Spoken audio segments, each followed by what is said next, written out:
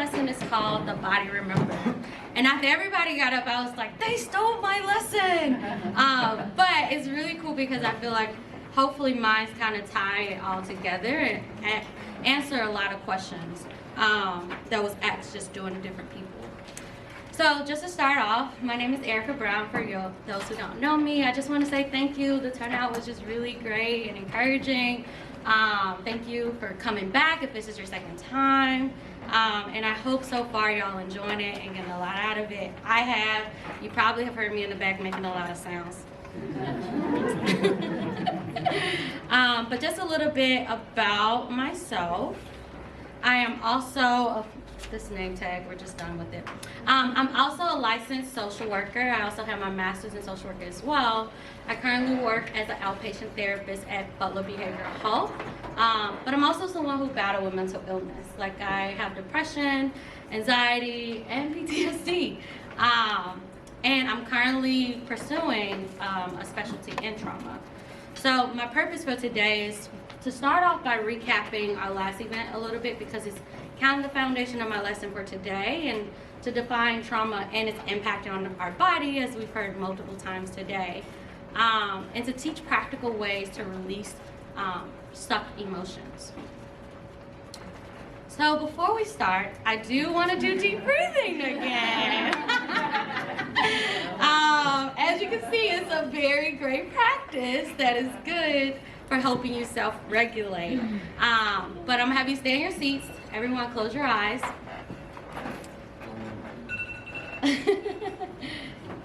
Okay, so close your eyes. I want you to draw your consciousness to your breathing. What does it sound like? What does it feel like going in and out of your body? Bring your consciousness to the rhythm of your breathing without judgment. Just notice it. Maintain your focus on your breathing, and I want you to pretend like you're inhaling all the air out of the room. While maintaining that focus, hold it.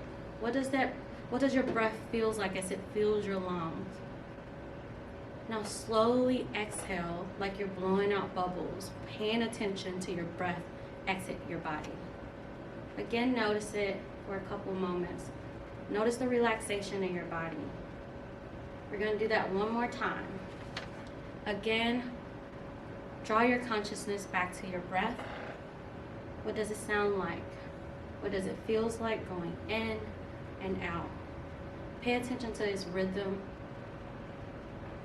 Maintaining your focus on your breathing. I want you to, again, inhale all this air out of the room. Pretend you're sucking it all in. Hold it. What does it feel like filling your lungs? And then slowly breathe out as though you're blowing bubbles.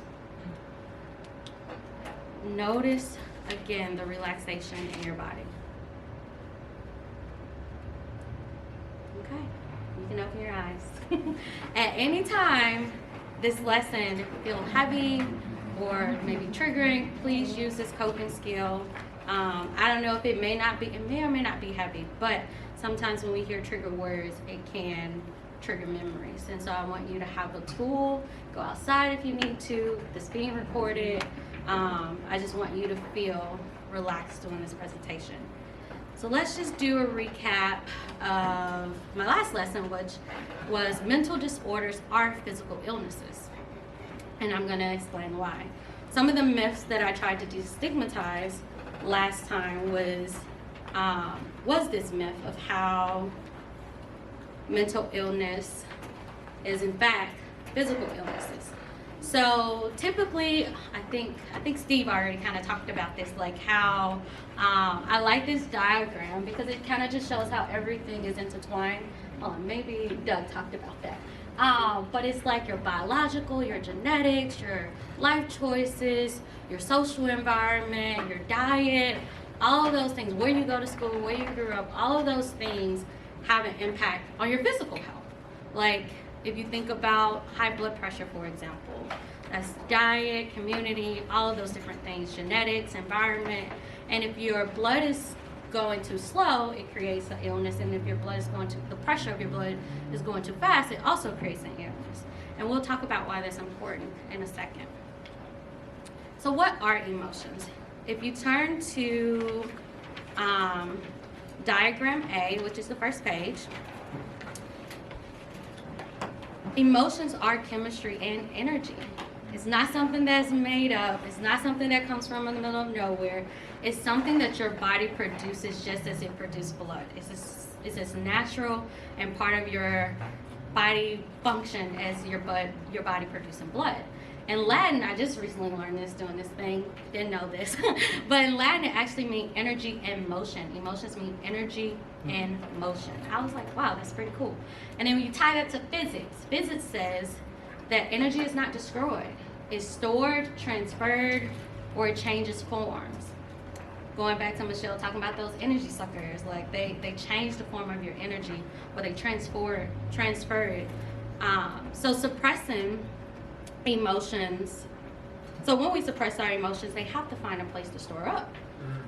This often leads to us collecting negative emotions throughout our life, and when there's no room, you have those people that you see having those angry outbursts, road rage, because when you just got so much negativity stored up, it just comes out. It come out in anger outbursts, it come out being impulsive because you're anxious, it come out just crying and you don't even know why, watching cartoons and you just find yourself crying, you know?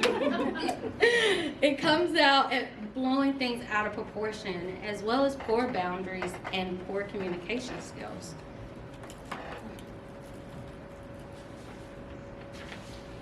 So if you take a look at diagram A, it just shows the normal chemistry makeup that we have.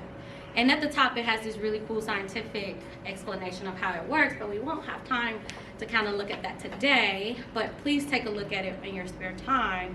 But many of us are familiar with the reward emotion, dopamine, right? Dopamine and adrenaline, the fight or flight. We've heard that one multiple times today. Emotions is what make us human. And if we didn't have this chemistry in our body, we will not be able to live life to the full.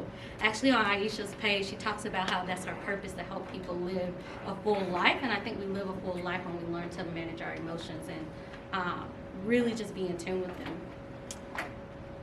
So let's look at diagram B.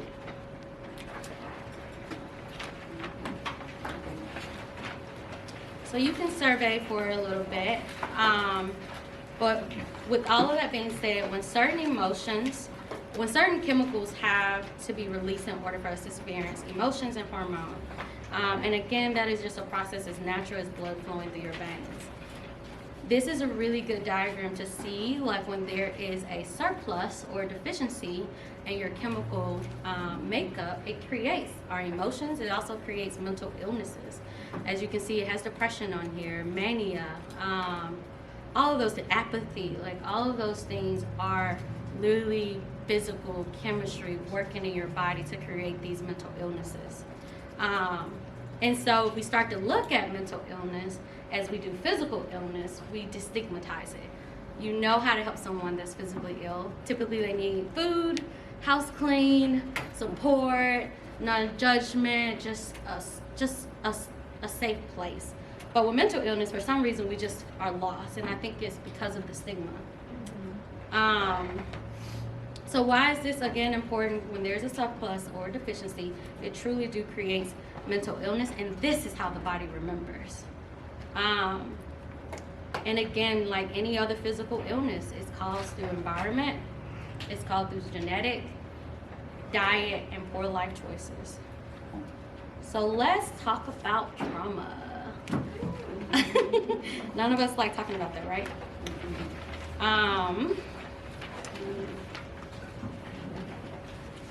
Just go to the next slide. So an easy way to understand and remember trauma is understanding the three E's: the event, the experience, and the effect. Meaning, an event or ongoing situation or situations that you've experienced directly or witnessed that had a damaging effect on your well-being. That is trauma. So we're going to talk about the types of trauma. So I have little t versus big T, and not that they're different in impact. Some are just more known, and there's some that is less known or less acknowledged. And Steve kind of already covered the more known ones. I kind of added a few: grief. Stephanie covered that. National disasters, wars. If you were in the military or lived in a country where there was war, car accident, bullying, all of those are pretty known trauma. And the new one that all of us have experienced over the last 2 years, Corona. And that could have affected you through losing people, or also robbing you of time, or just being isolated alone. We've all have been impacted in some type of way.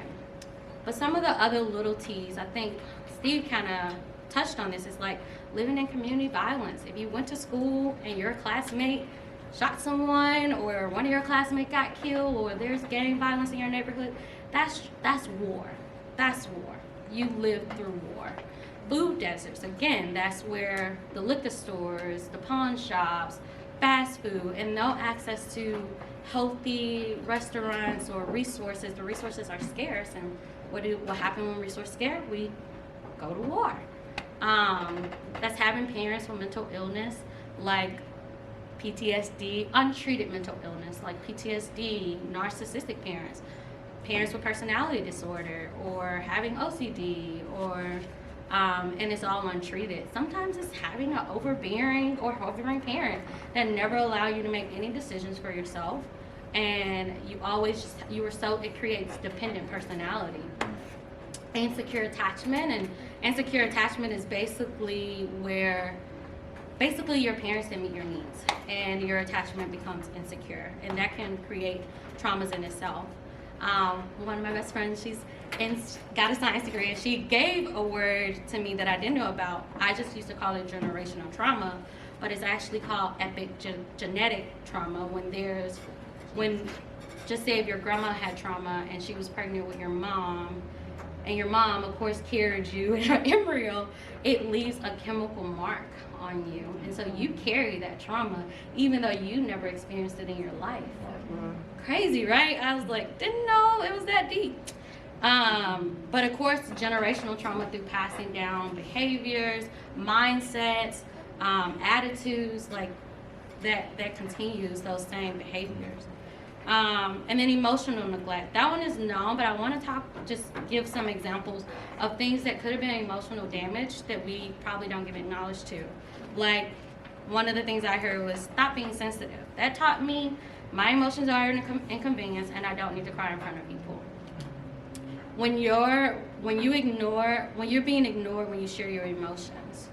When your parents have praised you in front of your friends and family, but never directly.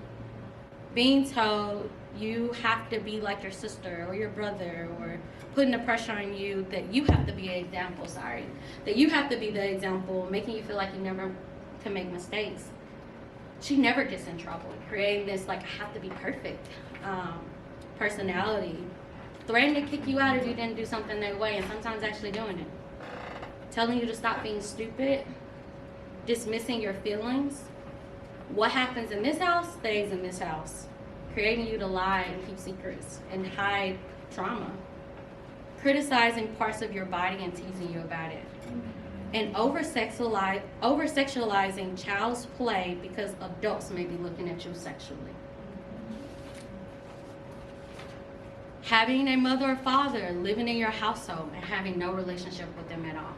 These are very traumatic, damaging things that don't give any light of acknowledgement of their impact.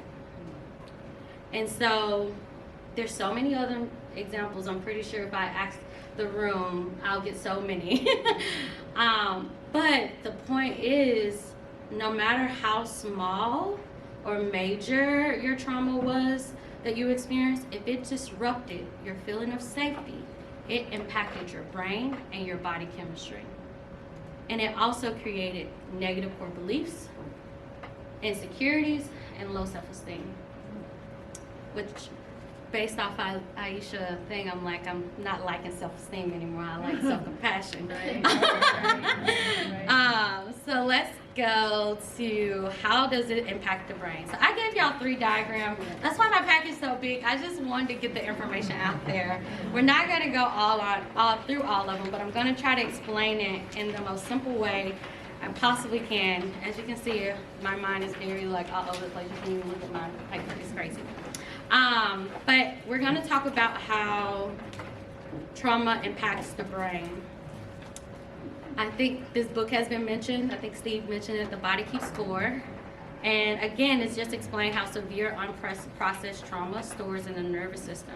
So although you not maybe conscious of your trauma, your body is fully aware and it fully remembers. And so I think one of the questions that Stephanie asked, like, I don't know how it works, but it works. So I'm gonna explain how it works. And again, like, trauma influence our brain development differently for every person. And most of the time, this depending on your protective factors, like, was your parent had a healthy relationship and together, where you stayed in a neighborhood, did you have support, did you have therapy at a young age? Those are protective factors. So you can turn to diagram D, because that's the model I'm gonna like use to try to explain this in the simplest way I can. So just follow with me. We're gonna pretend that your fist is your brain. And you can do it if you want. My roommate got my back and supporting me. So the first, your four fingers, that's gonna be your prefrontal lobe. Your prefrontal lobe is responsible for your decision making, your logic reasoning, problem solving, learning, memory information, and processing memory. And so we're gonna call this your thinking brain. Then you have your thumb, which is your hippocampus. And it's responsible for your five senses, your memories, your emotions, the ways you learn, and process memories also through your dreams, which is where nightmares kind of can come in. So we're gonna call this your feeling brain. So then you have your wrist, which is your amygdala. And it's responsible for the fight or flight. It stores up emotions, it stores up body and emotional memory to learn to survive. It controls and activates your stress hormone like adrenaline and cortisol. And it controls your breathing, your heart rate, and tells your body what to do, or basically automatic responses. So we're gonna call that your survival brain. And I don't know if I said it, but your thumb is your feeling brain. So when you go through any type of extreme stress, logic goes out the window. You disassociate, your right and left brain stop connecting, they stop working together. It's shut down because in order to survive, thinking is too slow. You just need to respond. And so your body heavily relies on your emotional brain and your survival brain, so it's not processing your memories correctly. It's not processing, oh, this person abused me and it's their fault, they took advantage of me. It's processing, I must do something wrong, I'm bad, and that's why this happened. And so I really love EMDR, what Kara was talking about, because it helps reassociate. It helps your right brain. That's what it does when it's doing the bilateral. It's allowing your brain to reassociate and to use logic to reprocess your traumatic memories. It's very effective. I've done it. It's amazing. And so when you think about it, let's go to the feeling. So when you are triggered, let me go back. So that means your body relies heavily on your emotional brain to assess the environment for triggers. So you probably, if you're a person who need to know where everyone is in the room, where the exits are, that's your body, that's your emotional brain through memory, through emotional memory, trying to assess the environment to see if it's safe. And so when it assesses, it expects the survival to respond. It expects it to respond to keep your body safe. So the fight or flight system is good for your body. And like Doug said, it's just not good when it's excessively. And your body, because when you go through something and logic's out the window, your body remembers things in a very emotional way. And so what happens when you're stressed, it releases adrenaline and cortisol, which are only supposed to be used for emergency. So even when your emotional brain is assessing for threats, there may not be threats, like if you raise your voice or you're yelling at me, that makes me feel small, that makes me feel like you're about to hurt me, but that's not what's gonna happen, but that's how your body and your emotions remember that trigger. So let's kind of talk a little bit more about the fight or flight. So fight kind of looks like being aggressive, having anger outbursts, hitting the wall, yelling, swearing, and of course fighting. And sometimes being good at confronting issues. And many people learn this response in childhood as either a learned behavior or that I need to exaggerate my needs in order for you to take notice to me, and that's through having a tantrum. Again, kids don't have language until they're taught it. They're not taught. I love the example that Stephanie gave about how she learned to basically teach her kids language of how to express themselves. Yeah. But kids don't have that. So what do? They express it through body and behavior. And so let's look at, and also, sorry, I got lost. You also learn it, in order for me to get my needs met, I need to over-exaggerate my need, have a tantrum, or I must misbehave with aggression to get your attention, to take notice of me. And many times we carry this in our adult relationships.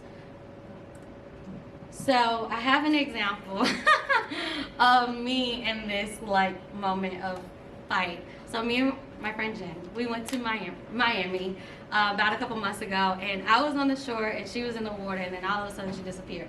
So in my mind, I'm like, oh my gosh, she must have hit her head on a rock, and then the water took her, and now she's drowned, and oh my gosh, I need to go save my friend. And then I literally had to reassociate and use logic. Okay, if she was, there would be a commotion. If something did happen, people would be screaming, help her, help her. And that was literally the only thing that caught me down. And then 5 minutes later, she showed up and was like, oh yeah, I just went to the bathroom. And I was like, well, I just had a PTSD crisis.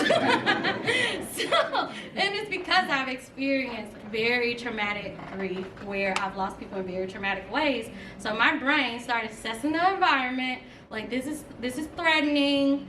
What do I need to do to survive? Make my friend, make sure she's alive. And the only thing that helps me was reassociating and using logic. So, yeah, I just thought it was funny. It wasn't funny going through it, but it was funny afterwards.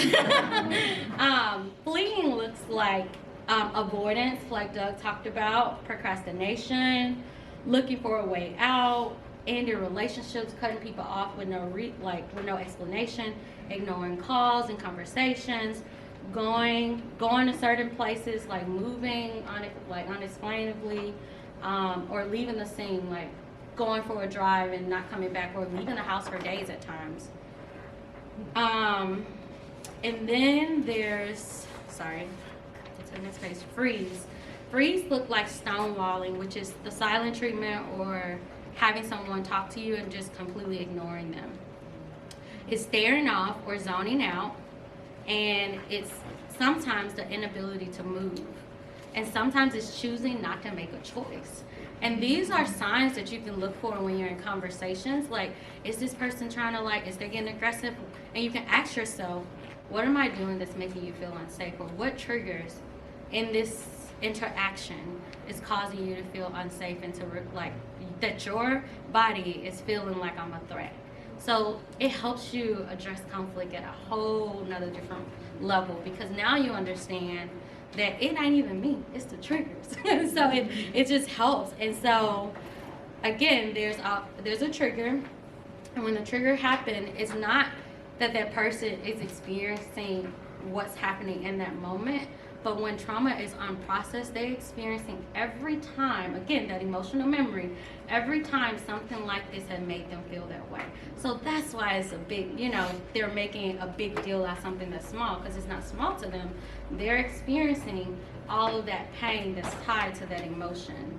And so when we see it that way, we see how the body remembers and why it's so important, like what Doug said, to really just see how interwoven your emotions, your body, and your soul is together, because it all works together. And typically we disassociate those things, and that's what caused our body to shut down, to be honest. And it also leads to other physical illness. I recently learned that bitterness causes liver problems. Emotional, when this stuff stores up in your body. We're gonna talk about that later. Sorry, I go on rant, so that's why I have this written down, because I'm trying to stay on topic. Okay, so the next part is how to release stuck emotions. And in order to heal, I've said this a couple times, we must read our body and our soul.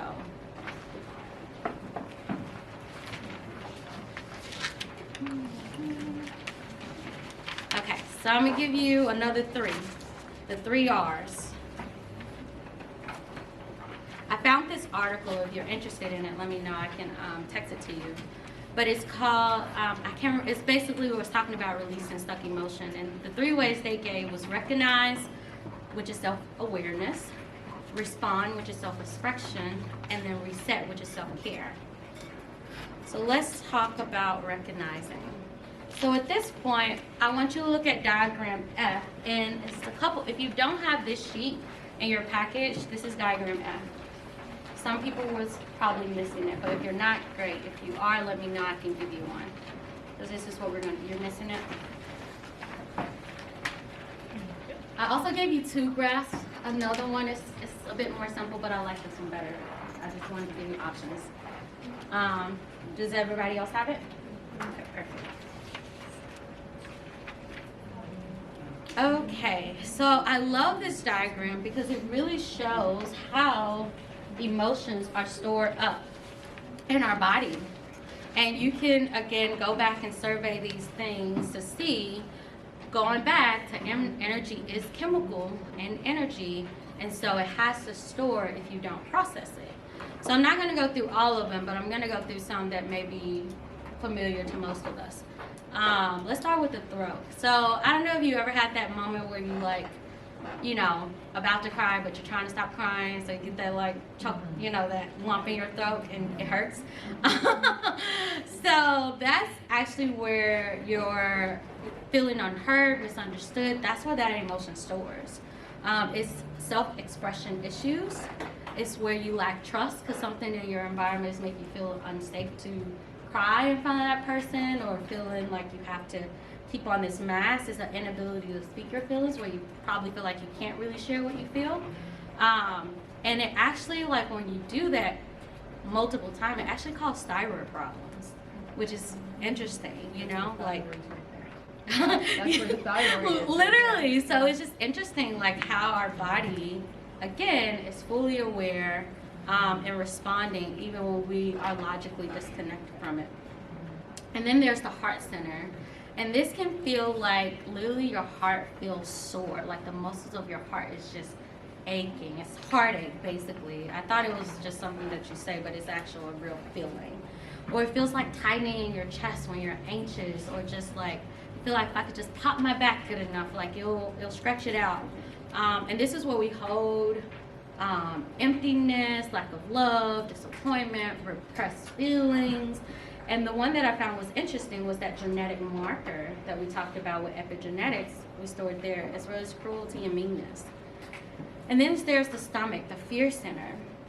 And this is where if you have anxiety, you know exactly what this feels like. It's the butterflies, it's the nervousness, it's the holding your stomach in and not breathing. Your breathing make it shallow because you're holding it in. And this is where we feel the loss of control, fear of losing control, giving our power over to others, or relationships. So, back. So next, so again, I would definitely encourage you to look at both of the charts that I give you. And oh, this is what I wanted to say for again. So even when going back to the logic going out the window, the cool thing is because your body and your survival remembers, you can always survey your body, because like logic gets out the window, you're overwhelmed, you don't know what you're feeling, but you're stressed. What's going on? Is my throat sore?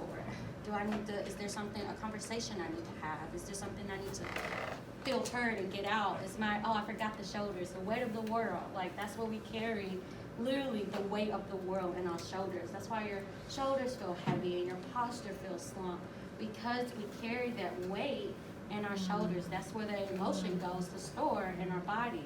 So what you can actually say, what am I feeling burdened with? What responsible I'm feeling? What self-blame do I have? And so you can use your body to figure out what's going on with you. And so, yeah, so let's go to, again, go back and look at these charts. They're amazing. I use them all the time. And let's talk about, again, how you can use that. And so there's the response, the self-expression. Emotions need to be expressed and felt to be processed. And I know many of us like, oh, I don't want to feel, just give me the coping skills.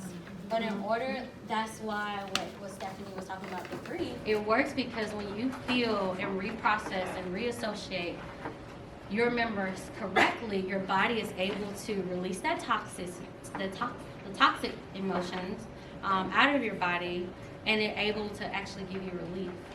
But you have to feel in order to get to where you want to go. I always think about, like, I don't know if you ever drove through a storm and it was storming so bad and you're like, okay, let me just pull over, and then you're out of the storm for a little bit and you keep driving and you somehow run back into the storm, and then you finally realize the only way I can get to the storm is if I drive all the way through until the storm is over. That's kind of what healing is like. Or it's really like going to war with yourself, because you really now have to do everything that's opposite of what you've learned to survive in order to thrive. So it's hard. Healing is hard, and it's a lot of work, but it's well worth the reward. Again, true healing occurs when your body, mind, and soul are integrated and reassociated. And one of the questions to help self-expression, ask yourself, what do my emotions, what do my body needs from me right now? Do it need me to cry? If it do, cry. Do it need me to scream in a pillow? If it do, or just scream, please scream. Does it need yoga or stretching, exercising, painting? Whatever you need to do after you felt what you needed to feel. Do you need to dance, journal? And journaling can be really helpful as you assess your body and really write out, okay, this is where I'm feeling pain, this is what's going on. Because journaling is also a grounding technique that helps reconnect the right and left brain. So it's also a way of reassociating. And sometimes, again, we want to go right to the coping skills, right to the fixing, and avoid the emotion. But in order to heal, you have to identify. You have to give language to your body. You have to give language to your experience. You have to give words to what that younger you didn't have, what that young you didn't have, or what current hurt you didn't have. Like, you have to give them language, that parts of yourself that need language. So, the next part, let me see. Good stuff. Okay, just making sure. The last part, what we're gonna do is reset. So for this, I'm gonna have Michelle dim the lights. And if you have been in therapy and worked on anxiety at all, you probably have done something called progressive muscle relaxation. So this is the last sheet that you have. But you're not going to look at it. I'm going to read it to you. So I want you to sit comfortable. If you want to, if you need to, you may need to like back up from your table a little bit. Push back, because we're going to be moving that body.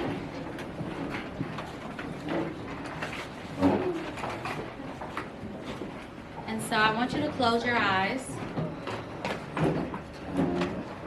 and sit back in your seat in a comfortable position. I want you again to bring your consciousness back to your breath and begin taking deep breaths and noticing the feeling of your air filling your lungs. Hold it for a few seconds and then slowly release, letting the tension leave your body. We're going to take another deep breath, suck in all the air in the room. Hold it for a few seconds. And then slowly let it out, noticing your body come to a relaxing position.